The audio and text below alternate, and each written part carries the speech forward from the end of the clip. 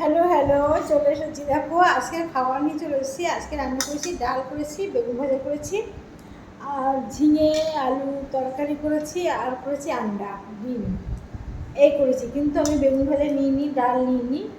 এবার ঝিঙে আলু নিয়ে খেতে বসেছি। দেখো, হ্যাঁ বন্ধুরা, আমার ফেসবুক চ্যানেল হচ্ছে জ্যোতির্ময়ী গল্প, জ্যোতির্ময়ী সরকার আর জ্যোতির্ময়ী ব্লগ। চলে আসলাম তোমাদের সামনে ছোট্ট একটা গল্প নিয়ে। প্রত্যেক দিনের মতো আজকেও চলে এসেছি। কেমন আছো তোমরা, বলো?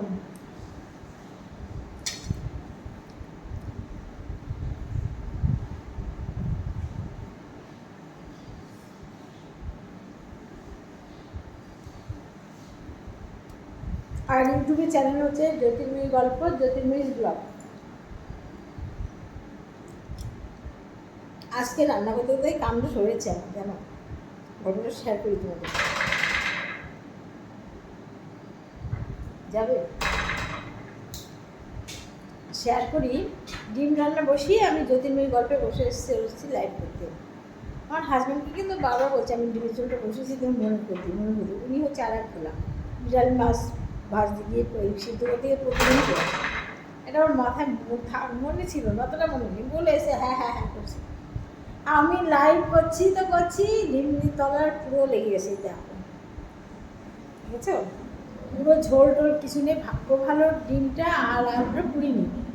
তারপরে গিয়ে মাথায় হাত, কি হবে, মেয়ে এসে তো বক বক করবে। তারপরে কি করেছি, আমি আবার জিরে গোটা গরম মশলা ফোড়ন দিয়ে আদা বাটা পেস্ট দিয়ে, ফ্রিজে ছিল আদা বাটা থাকি, পেস্ট করে সেটাকে আবার ভেজে সব রকম মশলা, ধনের গুঁড়ো, জিরের গুঁড়ো, গরম মশলা দিয়ে পুরো আমি আবার ডিমের জল দিয়ে ফুটিয়েছি। তারপরে এগুলো দিয়েছি।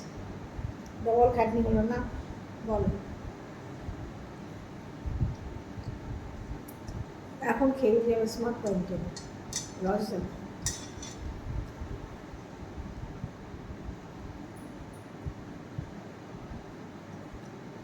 তোমাদের খাওয়া হয়েছে, বলো?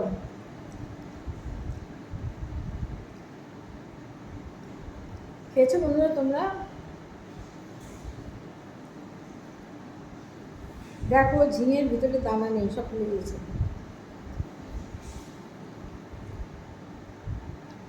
আমি কোনো দানা খাই না।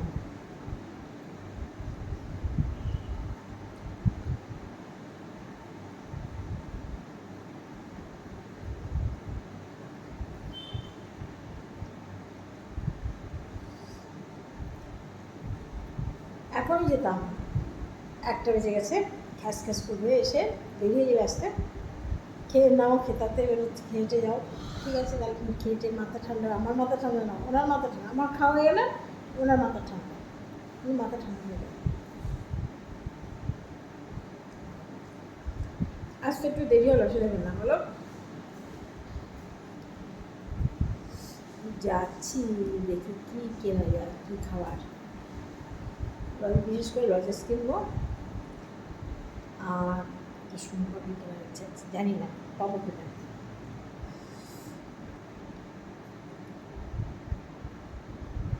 কী কিনবো বলো?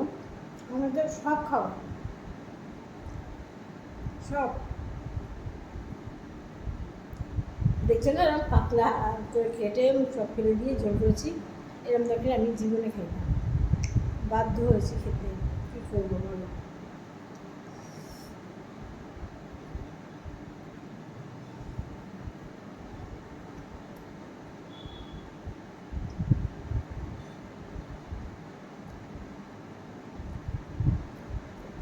পাট শাক কী ভালো লাগে না, শাকটাগুলো আমার ভীষণ ভালো লাগতো, ভীষণ। লাউ শাক দিয়ে, ও দারুণ।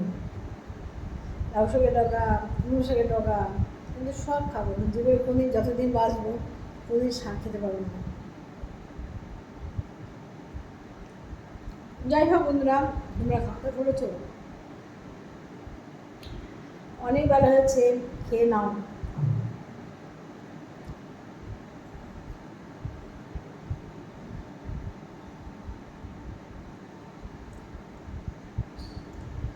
দেখো, এই ডিমটা কিন্তু সেই সাদা কুসুম, এটা কিন্তু লাল কুসুম না। যে ডিমের কুসুমগুলো কোথাও আগে দেখাই নয়, এটা এখান থেকে নিয়ে আসা, লোকাল এখান থেকে নিয়ে আসা, পাশের দোকান থেকে আনা। একদম সাদা কুসুমই ভালো না, কুসুমের স্বাদ ভালো না। দেখাই, দেখো। আর যে ডিমটা তোমাদের আমি দেখাতাম সেটা হচ্ছে লাল, খেতে কি সুন্দর, যেমন খেতে তেমন দেখতে। দেখলেই না হলে ভালো লাগে না। দেখবা যারা নাচ করে, ধর বিভিন্ন বড় বড় নৃত্যশিল্পী যারা, তাদের বেশিরভাগ দেখতে সুন্দর না হলে তাদের বলো কোনো কিছু তাদের ভালো লাগে না।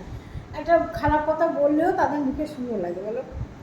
আর যারা একটু ধরনের, তাদের সুন্দর সুন্দর প্রোগ্রাম করলেও তাদের মুখে ভালো লাগে না, এটা সবাই বলে, আমি বলি না। এই জন্য যারা নাচ করতে বেশিরভাগ দেবে তাদের দেখতে সুন্দর থাকে।